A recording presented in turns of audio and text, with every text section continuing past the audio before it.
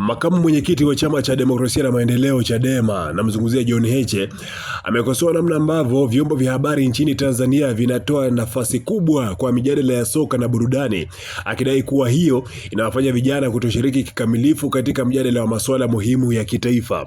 Heche ametoa kauli hiyo ilikuwepo ni Agosti 12 wakati akizungumza mkoani Dodoma katika maadhimisho ya kitaifa ya siku ya vijana duniani iliyoandaliwa na Baraza la Vijana Chadema ambalo linajulikana kama Bavicha. Kiongozi huyo bwana amesema kuwa mpira hautumiki ipasavyo kuendeleza vipaji vya vijana, badala yake inazushwa mijadala inayochukua nafasi ya masuala yenye tija na umuhimu katika jamii.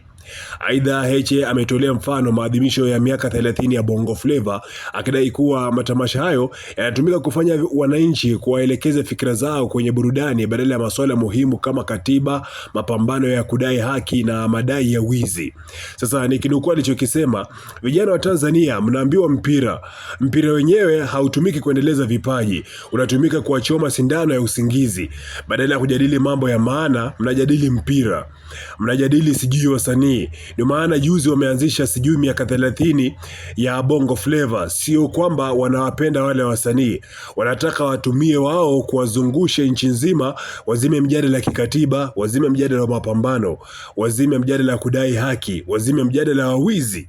Mwisho wa nukuu ya alichokuwa amekisema John Heche, huku akivituhumu kabisa vyombo vya habari kwamba wanawafanya vijana wengi badala ya kushiriki kwenye masuala muhimu ambayo yanahusiana na kujenga na kuliendeleza taifa la Tanzania, badala yake wanaelekeza akili zao kwenye masuala ya mpira na pia masuala ya burudani, kiasi kwamba ni vitu ambavyo vinatumika kama njia kuweza kuwazuia vijana wasiweke akili zao kwenye masuala muhimu. Badala yake hii ni kama kuwachoma sindano fulani vya usingizi. Sijui kama unakubaliana hiki ambacho amekisema John Heche. Kama kijana, nipe maoni yako pale chini kwenye uwanja wa comment. Je, unahisi kwamba hiki ambacho kinafanyika kwenye taifa, kwa mfano miaka 30 ya Bongo Flava, lakini pia swala zima la masuala ya mpira kama ilivyofanyika juzi Yanga Day, ni vitu ambavyo vinafanya vijana wanapoteza dira ili kuweza kuelekeza macho yao kwenye vitu muhimu vya taifa? Nipe maoni yako pale chini kwenye uwanja wa comment.